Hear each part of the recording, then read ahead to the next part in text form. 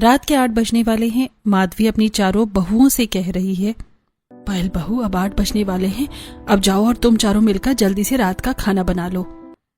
जी माँ जी, हम रसोई की तरफ ही जा रहे थे, आप फिक्र मत कीजिए, आज हम जल्दी खाना तैयार कर लेंगे। हाँ माँ जी, हम चारों आज साथ मिलकर काम करेंगे तो काम बहुत जल्दी खत्म हो जाएगा, आप बस आराम कीजिए। चलिए दीदी, आज हम सब मिलकर बहुत स्वादिष्ट खाना बनाएंगे, माँ जी को आज का खाना बहुत पसंद आएगा। माँ जी ने कह दिया है तो अब देरी कैसी, चलिए सब लोग रसोई में चलते हैं और अपना अपना काम शुरू कर देते हैं।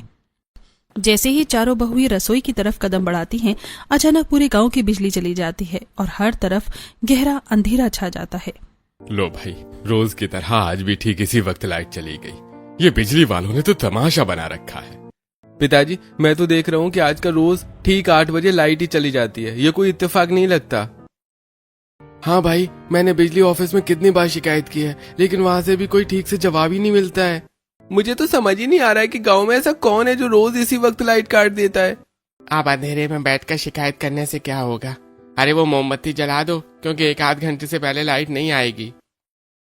जाओ पायल बहू, जल्दी से मोमबत्ती जला लो और काम शुरू करो, वरना सब भूखे ही रह जाएंगे आज। सुनीता अंधेरे में मोमबत्ती ढूंढती, मोमबत्ती मिलने के बाद उसे जला कर लाती है और चारों बहुएं उस छोटी सी रसोई में पहुंचकर खाना बनाना शुरू करती हैं, जहां भयानक गर्मी और अंधेरा था। उफ़ो काजल, थोड़ा देख के तो चला करो, आटा निकालते हुए तो मुझसे टकरा गई हो और मेरे हाथ में बहुत तेज लग गई है। अब क्या करूं दीदी, क्या मेरी 4 आंखें हैं, यहाँ इतना अंधेरा है कि कुछ भी ठीक से दिखाई ही नहीं दे रहा। तुम्हें थोड़ा ध्यान रखना चाहिए ना, मोमबत्ती की इतनी कम लाइट है, इतना कहाँ दिखेगा, अक्ल का इस्तेमाल करो। तुम दोनों अब चुप रहो, एक तो वैसे ही इस गर्मी में मेरा दिमाग खराब कर रखा है, ऊपर से तुम दोनों की ये फालतू बहस। भाई, आज तो मैंने पक्का सोच लिया है कि पिछले 3 दिन से मैं ही लगातार सब्जी बना रही हूँ, आज मैं सब्जी नहीं बनाऊंगी।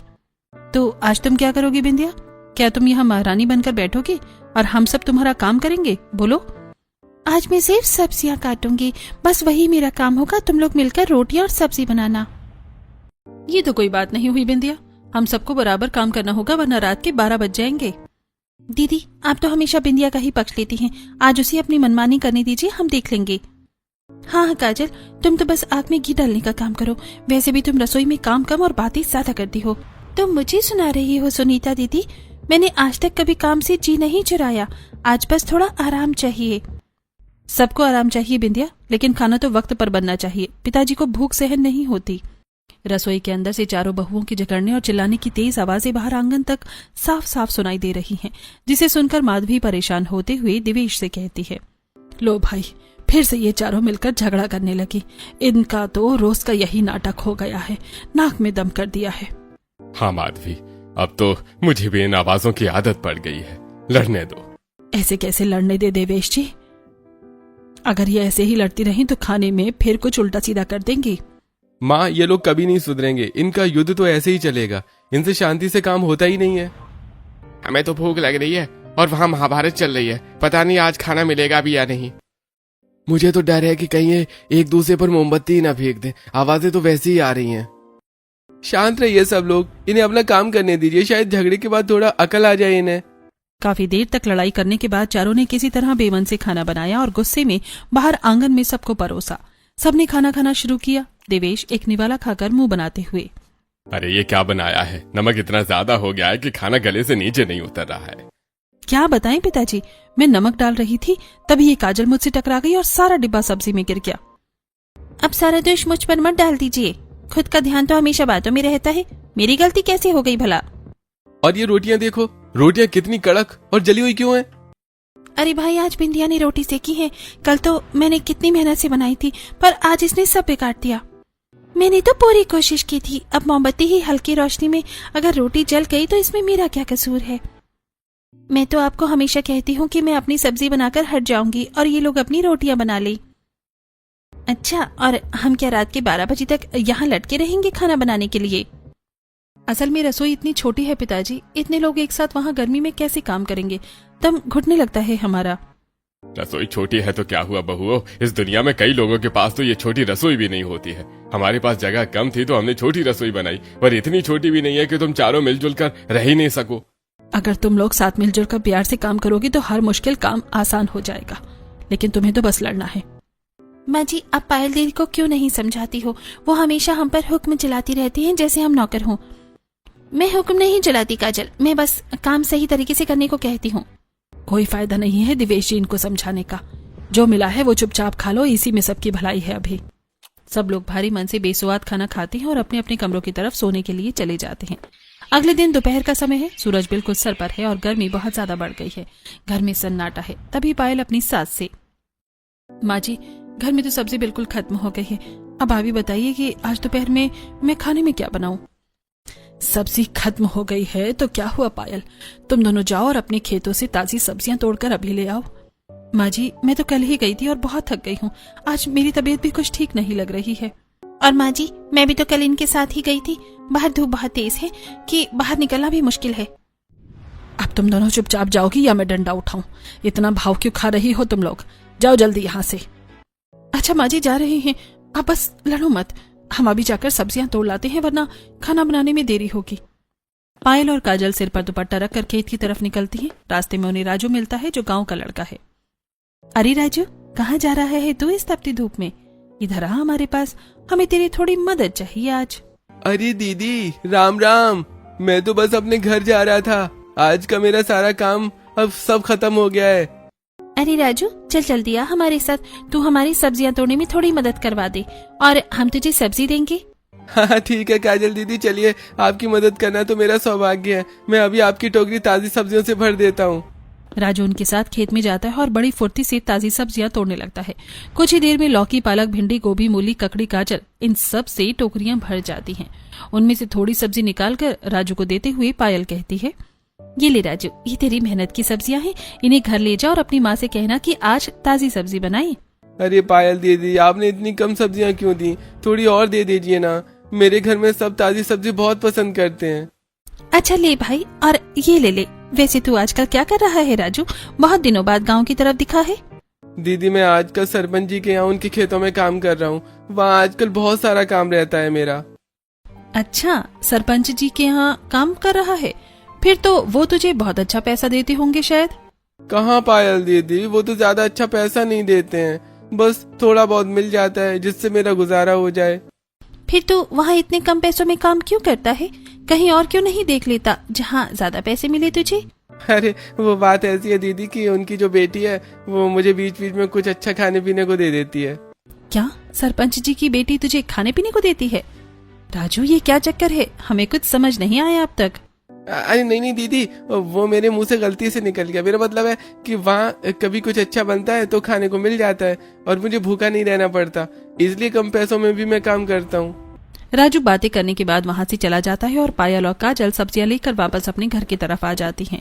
दोनों सब्जियां लेकर रसोई में पहुंचती हैं। फिर पायल सुनीता से, सुनीता हम वहां धूप में जलकर सब्जी लाए हैं और तुम यहाँ आराम से बैठी हो, शर्म नहीं आती? तुम दोनों सब्जी लाने गई थी तो इतना समय क्यों लगा, यहाँ रसोई का सारा काम वैसे ही पड़ा हुआ है अभी। तुम कहना क्या चाहती हो कि हम भागते हुए? धूप में सब्जी तोड़ना कोई आसान काम नहीं है सुनीता, समझी तुम? तुम तो ऐसी बात कर रही हो जैसे हमने कभी सब्जियां तोड़ी ही नहीं है। चारों बहुएं फिर से एक दूसरे पर चिल्लाने लगती हैं और उनकी लड़ाई की आवाज से घर के बाहर गली तक सुनाई देने लगती है। उस समय मालती माधवी के पास आती है और आवाज सुनकर कहती है, अरे माधवी क्या बात है भाई, तेरे घर से रोज इन बहुओं के चिल्लाने की आवाजें क्यों आती हैं? अरे मालती कुछ नहीं, वो बस साथ में खाना बनाती हैं तो कभी कभी बर्तन टकराने की आवाज आ जाती है बस। बर्तन टकराने की आवाज? मुझे तो ये साफ साफ लड़ाई लग रही है, तेरी बहुएं तो बहुत तेज आवाज में बातें कर रही हैं। नहीं ऐसी कोई बात नहीं है, तू बता तू यहाँ कैसे आई है, किसी काम से या बस हालचाल पूछने? अरे मेरा तो फोन बज रहा है, शायद घर से बुलावा आया है, मैं फिर कभी फुर्सत में आती हूँ, अपना ख्याल रखना। ऐसा कहकर मालती चली जाती है। मालती के जाने के बाद माधवी का गुस्सा 7वें आसमान पर पहुंच जाता है और वो सीधा रसोई में जाती है और गुस्सा करते हुए अपनी चारों बहुओं से कहती है, तुम चारों को जरा भी शर्म नहीं है, बाहर पड़ोसियों तक आवाज जा रही है, मेरी नाक कटवा दी तुम लोगों ने। माँ जी आप तो बस मुझे ही बोलती रहती हैं, इन तीनों को कुछ क्यों नहीं कहती, ये मेरी बात नहीं मानती। माँ जी आप मुझे ही हमेशा डांटती हैं, काजल और बिंदिया को तो आप कुछ कहती भी नहीं है, ये क्या इंसाफ है? जेठानी जी तो ऐसा करती है जैसे सारा घर वही चला रही हूँ, और बिंदिया तो काम के नाम पर गायब हो जाती है। मैं कहाँ गायब होती हूँ, मैं तो बस उतना ही करती हूँ जितना मुझसे हो पाता है। आप सब तो मुझ पर चढ़ बैठती हो। बस करो, बंद करो ये रोना धोना। तुम चारों ने मेरा जीना हराम कर रखा है। अपने अपने कमरे में जाओ अभी। चारों बहुएं गुस्से में और रोते हुए अपने अपने कमरों की तरफ चली जाती हैं और माधवी परेशान होकर खुद ही खाना बनाने लगती है। तभी दिवेश वहां आता है और माधवी से कहता है, माधवी, मैंने सब सुना। इनको सबक सिखाने के लिए अब कुछ तो सख्त कदम उठाना ही पड़ेगा, वरना ये नहीं सुधरेंगी।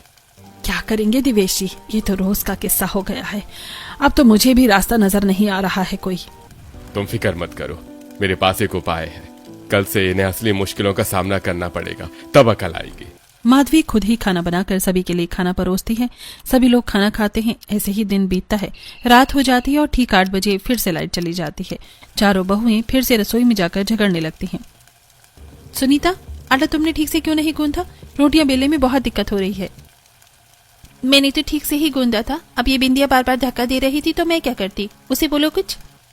मैंने कब धक्का दिया? मैं तो बस वहां खड़ी थी। तुम लोग तो बस बहाना ढूंढती हो मुझ पर इल्जाम लगाने का। दीदी, सब्जी जल रही है, उसे चलाओ तो सही। बस बातें करने में लगी हुई हो तुम तीनों। ध्यान कहाँ है? तुम क्यों नहीं चला लेती काजल? क्या तुम्हारे हाथ टूट गए हैं? बस आदेश देना ही आता है क्या तुम्हें? तभी देवेश रसोई के दरवाजे पर आकर खड़ा हो जाता है। उसके हाथ में एक टॉर्च है और उसका चेहरा बहुत ही सख्त है। बहुत हो गया तुम लोगों का। आज तो तुम खाना बना लो जैसे तैसे, लेकिन मेरी एक बात कान खोल कर सुन लो सब। कल से तुम चारों इस घर की रसोई में कदम भी नहीं रखोगी। ये रसोई तुम लोगों के लिए बंद की जाती है अब। ये क्या कह रहे हैं पिताजी आप? अगर हम रसोई में नहीं आएंगे तो खाना कहाँ बनेगा और कैसे बनेगा? कल से तुम लोग खुले खेत में खाना बनाओगी, वहीं चूल्हा जलेगा और वहीं तुम चारों को काम करना होगा एक साथ। पर पिताजी, वहाँ इतनी धूप और गर्मी होगी, हम खुले में खाना कैसे बनाएंगे? वहाँ तो छाया भी नहीं है। यही तो तुम लोगों की सजा है। जब तक तुम्हें इस रसोई की कदर समझ नहीं आएगी तुम वहीं खाना बनाओगी। पिताजी, ये तो बहुत बड़ी सजा है। हमसे कोई गलती हो गई है तो माफ कर दीजिए। हम आगे से नहीं लड़ेंगे। तुम लोग हमेशा यही कहती हो पर सुधरती नहीं। अब फैसला हो चुका है, कल से खेत में ही रसोई बनेगी तुम सबकी। चारों बहुएं एक दूसरे का मुंह ताकने लगती हैं। उन्हें यकीन नहीं हो रहा है कि ससुर जी ने इतनी बड़ी सजा दे दी है। अगला दिन शुरू होता है और सूरज अपनी पूरी तपिश के साथ चमक रहा है। चारों बहुएं भारी मन से खेत की ओर जाती हैं और फिर आपस में बातें करते हुए, देखो पिताजी ने सच में हमें यहाँ भेज दिया। यहाँ तो धूल और मिट्टी के सिवा कुछ भी नहीं है। कैसे होगा काम? अब परेशान होने से क्या होगा दीदी? चलिए पहले सब्जियां तोड़ लेते हैं, फिर चूल्हा बनाने की तैयारी करनी होगी हमें। मुझे तो अभी से चक्कर आ रही है। इतनी तेज धूप है और यहाँ पानी का भी कोई खास इंतजाम नहीं दिख रहा। चलो चलो जल्दी करो, वरना शाम हो जाएगी और खाना भी नहीं बन पाएगा। फिर से पिताजी गुस्सा करेंगे हम पर। वो चारों मिलकर खेत से ताजी सब्जियां तोड़ती हैं और उन्हें पास के कुएं से पानी से धोकर साफ करती हैं। सबको पसीना आ रहा है। सुनीता, तुम जाकर वहां से कुछ पत्थर और मिट्टी ले आओ। हमें चूल्हा तैयार करना होगा, वरना आग कैसे जलेगी? मैं अकेले कैसे लाऊं दीदी?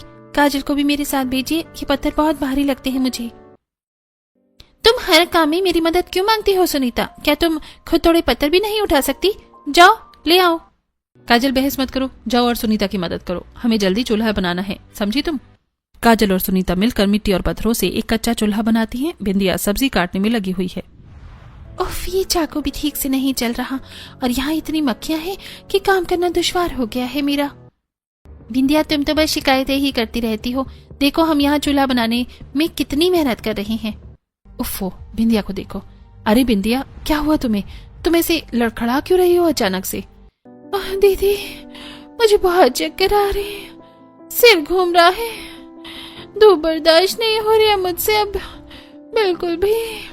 बिंदिया जमीन पर बैठने ही वाली होती है कि पायल उसे पकड़ लेती है और उसे पेड़ की छाया में ले जाती है और वहां बैठा देती है। सुनीता, जल्दी पानी ला। बिंदिया की तबीयत खराब हो रही है, इसे जल्दी पानी पिलाओ। ये लीजिए दीदी पानी। बिंदिया, ये ले पानी पी ले, थोड़ा अच्छा लगेगा तुझे। घबरा मत, हम साथ हैं। दीदी, यहाँ तो बहुत ज्यादा धूप है, हम यहाँ छाया का इंतजाम करना ही होगा, वरना हम सब बीमार पड़ जाएंगे। तुम सही कह रही हो काजल, मैं अपनी साड़ी लेकर आती हूँ। हम इसे बांसों पर बांधकर एक छत बनाएंगे। हाँ दीदी, मैं भी अपनी साड़ी देती हूँ। हम चारों मिलकर एक बड़ा सा शामियाना तैयार कर लेते हैं यहाँ पर।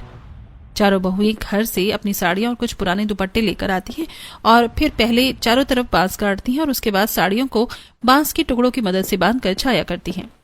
देखो, अब थोड़ा बेहतर लग रहा है। धूप अब सीधे हमारे सर पर नहीं पड़ रही। अब हम खाना बना सकते हैं आराम से। हाँ दीदी, अब बिंदिया को भी आराम मिलेगा। बिंदिया अब तू बैठ जा, सब्जियां हम तीनों मिलकर काट लेंगे जल्दी। शुक्रिया दीदी, आप लोगों ने मेरी बहुत मदद की। मुझे लगा था कि आप लोग मुझ पर चिल्लाएंगी अभी। पगली, हम चाहे जितना भी लड़ें, लेकिन है तो एक ही परिवार का हिस्सा ना। तेरी फिक्र हमें हमेशा रहेगी।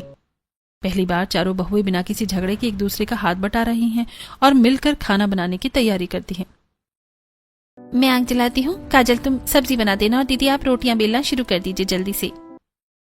ठीक है सुनीता, आज हम मिट्टी के बर्तनों में खाना बनाएंगे। पिताजी को इसका स्वाद बहुत पसंद आता है हमेशा। मिट्टी के बर्तनों की सौंधी खुशबू और खेत की ताजी हवा के बीच खाना बनने लगता है। चारों के चेहरों पर एक खुशी है। खाना लगभग तैयार हो गया है हमारा आज का। ऐसा करते हैं, घर वालों को यहीं बुला लेते हैं और चटाई पर खाना परोस देंगे। हाँ दीदी, मैंने चटाई बिछा दी है। सब लोग यहाँ बैठकर खेत में खाना खाने का आनंद लेंगे आज पहली बार।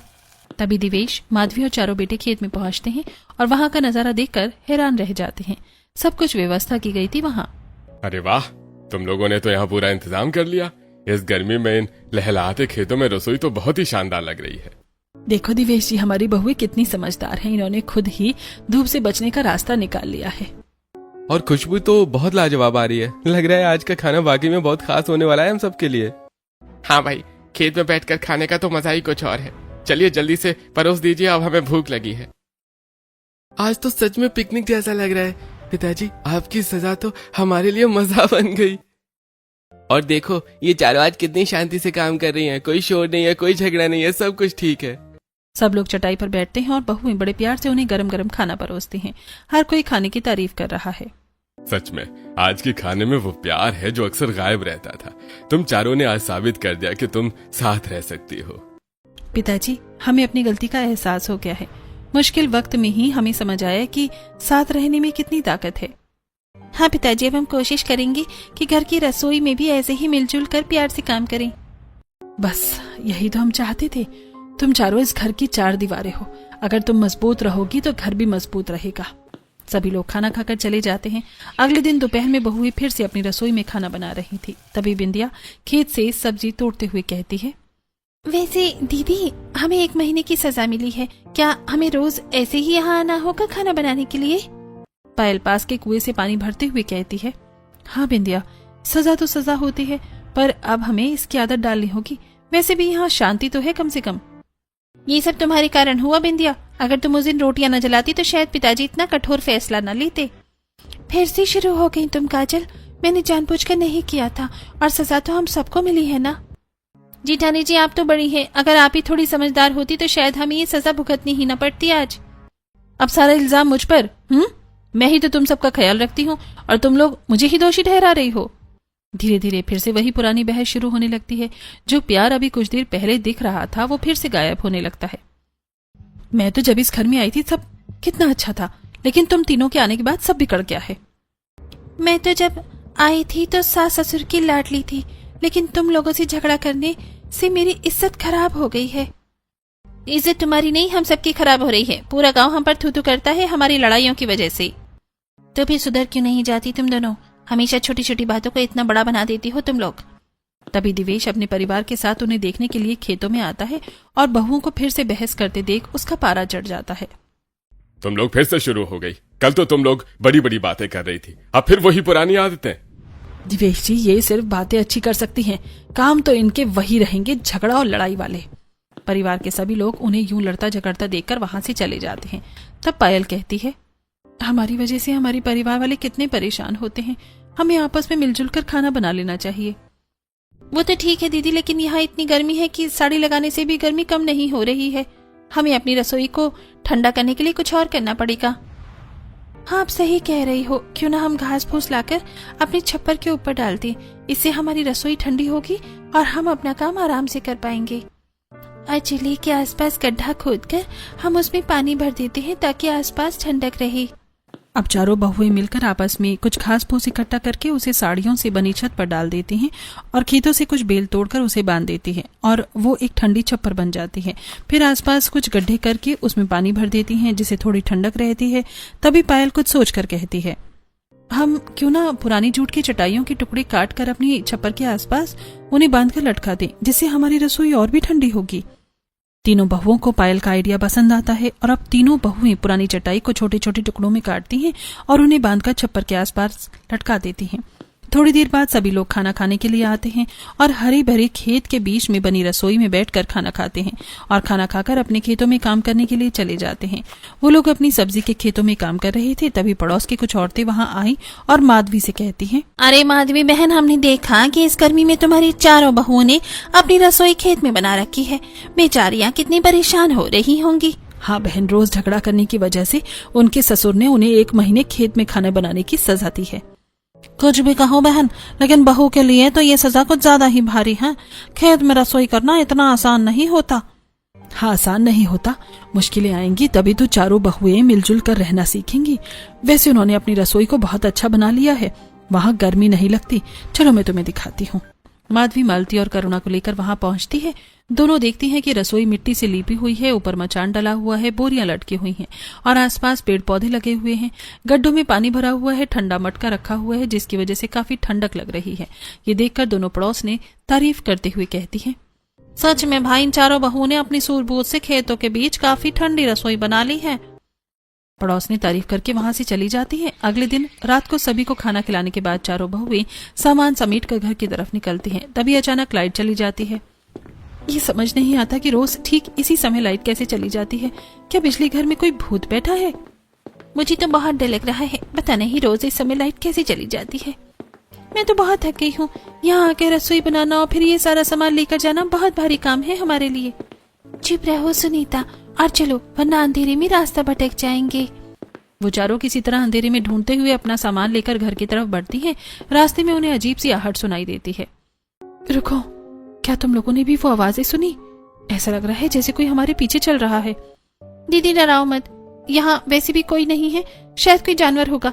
चलिए जल्दी चलते हैं यहाँ से। तभी उन्हें दूर एक परछाई दिखाई देती है। एक आदमी अपना मुंह कपड़े से बांधे हुए चुपचाप खेत की मेड़ से गुजर रहा है। वो देखो, वो आदमी कौन है जो इस वक्त मुंह बांधे हुए वहां से जा रहा है? क्या वो कोई चोर है? पता नहीं कौन है, पर हमें यहाँ रुकना नहीं चाहिए। जल्दी घर चलो, मुझे बहुत डर लग रहा है अब। वो चारों भागते हुए घर पहुंचती हैं और चैन की सांस लेती हैं। ससुर जी आंगन में ही बैठे उनका इंतजार कर रहे हैं। आ गए तुम लोग? हाँ पिताजी, पर रास्ते में हमें कोई आदमी दिखा, उसने अपना मुंह बांध रखा था। गांव में चोरों का डर तो रहता ही है। तुम लोग कल से थोड़ा जल्दी काम खत्म करके घर आ जाया करना। चलो अब बहुत रात हो गई है, सब अपने अपने कमरे में जाओ और आराम करो। सब अपने अपने कमरों में चले जाते हैं। अगले दिन की सुबह होती है।